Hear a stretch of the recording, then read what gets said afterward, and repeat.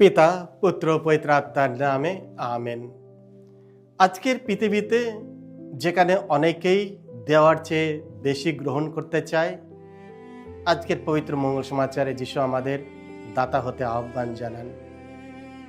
আমাদের দেওয়ার মতো অনেক কিছুই আছে।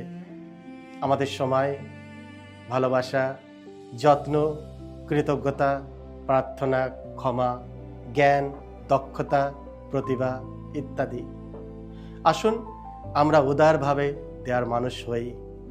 দিতে হলে বস্তুগত ধনী হতে হবে না, হৃদয়ে ধনী হলেই যথেষ্ট।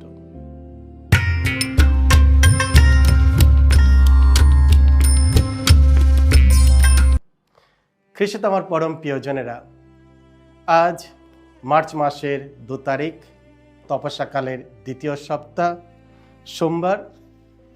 আর আজকের পবিত্র মঙ্গল সমাচারটি নেওয়া হয়েছে সাধু লূক রচিত মঙ্গল সমাচার থেকে 6 অধ্যায় 36 থেকে 38 পদ। এসো আমরা ভক্তিভাবে আজকের এই বাণীটি শুনি।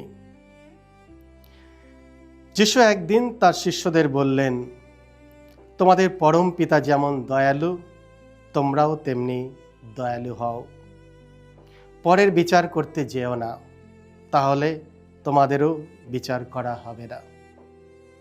পরকে দোষী করো না, তাহলে তোমাদেরও দোষী করা হবে না। পরকে ক্ষমাই করো, তাহলে তোমাদেরও ক্ষমা করা হবে। তোমরা দান করো, তাহলে তোমাদেরও দান করা হবে। পুরো মাপে ঠাসা, ঝেঁকে নেওয়া, উপচে পড়া মাপেই তোমাদের কোলে ঢেলে দেওয়া হবে।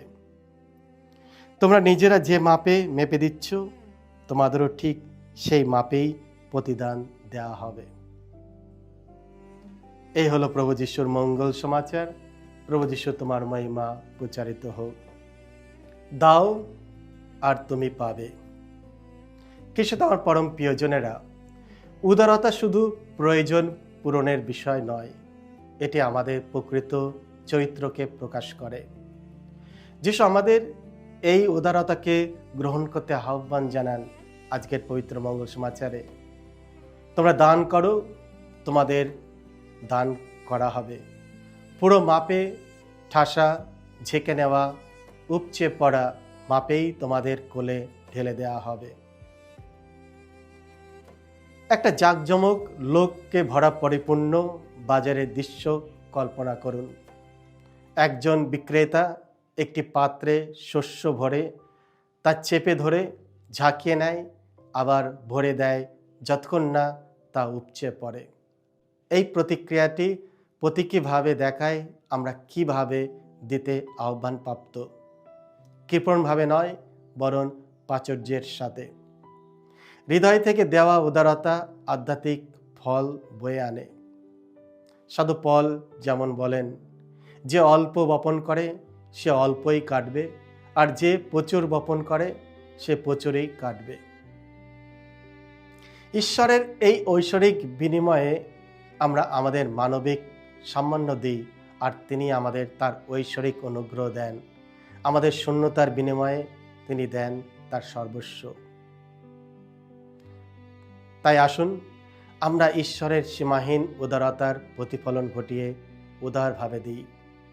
আজকের পৃথিবীতে যেখানে অনেকেই দেওয়ার চেয়ে বেশি গ্রহণ করতে চায়, আজকের পবিত্র মঙ্গল সমাচারে যিশু আমাদের দাতা হতে আহ্বান জানান।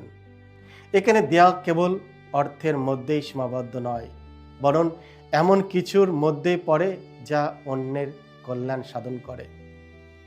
আমাদের দেওয়ার মতো অনেক কিছুই আছে।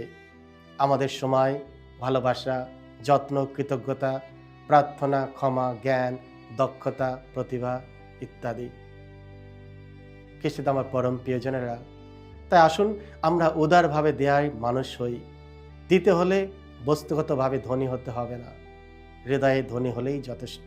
আজকের এই সময়ে যখন বিশ্ব অসুস্থতা ও যুদ্ধ, দারিদ্র ও বেকারত্বের মুখোমুখি, তখন প্রয়োজনগ্রস্তদের জন্য দেয়ায় অসংখ্য সুযোগ রয়েছে। কারো মুখে একটু হাসি ফোটানোর সুযোগ। আমরা প্রায় শুনেছি, দাও আর জীবন তোমাকে 10 গুণ ফিরিয়ে দেবে। এটি সত্য, কারণ দেওয়ার মধ্যেই আমরা গ্রহণ করি। কেউ কখনো দেওয়ায় ফলে গরিব হয়নি। ঈশ্বরের নিজস্ব উপায় আছে আমাদের দেওয়ার প্রতিদান দেওয়ার। বাস্তবে তিনি আমাদের যা দেন তা আমাদের দেওয়ার চেয়ে অনেক বেশি। এই কারণেই যিশু বললেন, পুরো মাপে ঠাসা, ঝেঁকে নেওয়া, উপচে পড়া মাপেই তোমাদের কোলে ঢেলে দেওয়া হবে। এর অর্থ প্রাচুর্য, অতি প্রাচুর্য।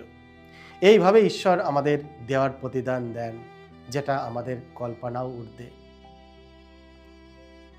খ্রিস্টে আমার পরম প্রিয়জনেরা, এই তপস্যাকালে আসুন আমরা দেওয়া ও ক্ষমা করা, ভাগ করে নেওয়া ও যত্ন করার ক্ষেত্রে উদার হই।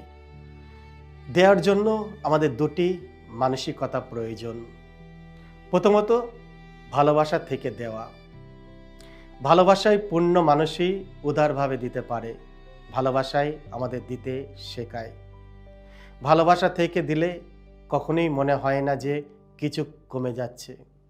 যে ভালোবাসে সে সবসময় দেওয়ার মধ্যে আনন্দ উপভোগ করে, আনন্দ খুঁজে পায়।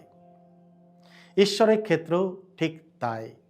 ঈশ্বর জগৎকে এমন ভালোবাসলেন যে তিনি তার একমাত্র পুত্রকে আমাদের প্রত্যেকের জন্য দান করলেন। যোহন 3:16।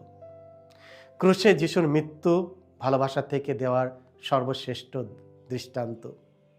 তিনি বললেন, বন্ধুর জন্য নিজের জীবন উৎসর্গ করার চেয়ে বড় ভালোবাসা আর নেই। যোহন 15:13। দ্বিতীয়ত, নিঃস্বার্থভাবে দেওয়া, কোনো প্রত্যাশা ছাড়াই। কারণ প্রত্যাশা সবসময় আঘাত ও হতাশা নিয়ে আসে। এমন দেওয়া প্রকৃত দেওয়া নয়। সত্যিকারের দেওয়ার কোনো হিসাব নিকাশ থাকে না। যে নিঃস্বার্থভাবে দেয় সে কখনো হিসাব রাখে না। আসুন আমরা দাতা হই। এই পৃথিবীতে তাদের সংখ্যা খুবই কম। আসুন আমরা তাদেরই একজন হয়ে উঠি। সকলকে জয় যিশু। ঈশ্বর আপনাদের সকলকে আশীর্বাদ করুন।